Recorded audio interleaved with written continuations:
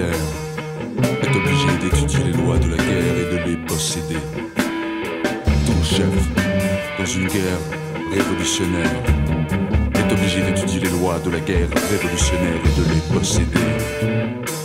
Tout chef, dans la guerre révolutionnaire en Chine, est obligé d'étudier les lois de la guerre révolutionnaire en Chine et de les posséder.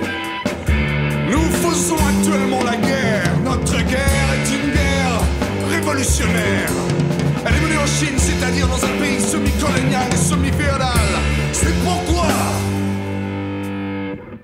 nous devons étudier non seulement les lois de la guerre en général, mais également les lois spécifiques de la guerre révolutionnaire, et plus particulièrement les lois spécifiques de la guerre révolutionnaire en Chine.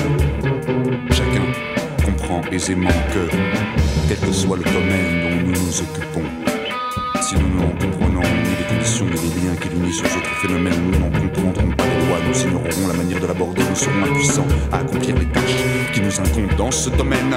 La guerre a commencé avec l'apparition de la propriété privée et des classes.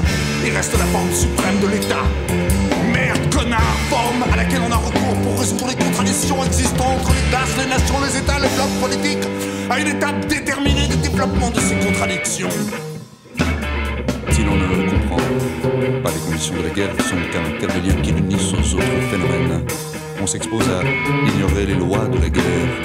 La manière de la faire, on est impuissant à vaincre les guerres révolutionnaires, c'est-à-dire les guerres révolutionnaires de classe, les guerres nationales révolutionnaires, outre les conditions et le caractère propre aux guerres en général, ont leurs conditions et leur caractère particulier. C'est pourquoi elles sont soumises non seulement aux lois de la guerre en général, mais également à toute une série de lois particulières. Si l'on ne comprend pas les conditions et les caractères particuliers de ces guerres, si l'on en ignore les lois particulières, il n'est impossible de diriger une guerre révolutionnaire. Il est impossible de remporter la victoire dans une guerre révolutionnaire.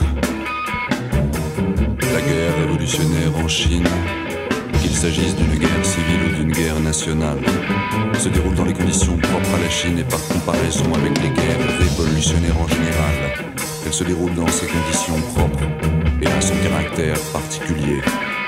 C'est pourquoi elle a, outre les lois générales de la guerre et les lois de la guerre révolutionnaire en général, toute une série de lois qui lui sont propres et sans la connaissance desquelles il est impossible de remporter la victoire dans une guerre révolutionnaire en Chine. C'est pourquoi nous devons étudier les lois générales de la guerre, les lois générales de la guerre révolutionnaire et enfin les lois de la guerre révolutionnaire en Chine.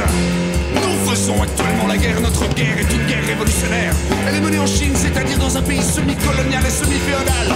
C'est pourquoi nous devons étudier non seulement les lois de la guerre en général, mais également les lois spécifiques de la guerre révolutionnaire, et plus particulièrement les lois spécifiques de la guerre révolutionnaire en Chine.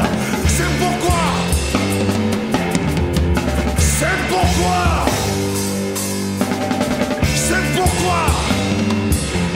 les guerres révolutionnaires, c'est-à-dire les guerres révolutionnaires de classe et les guerres nationales révolutionnaires, outre les conditions et le caractère propre aux guerres en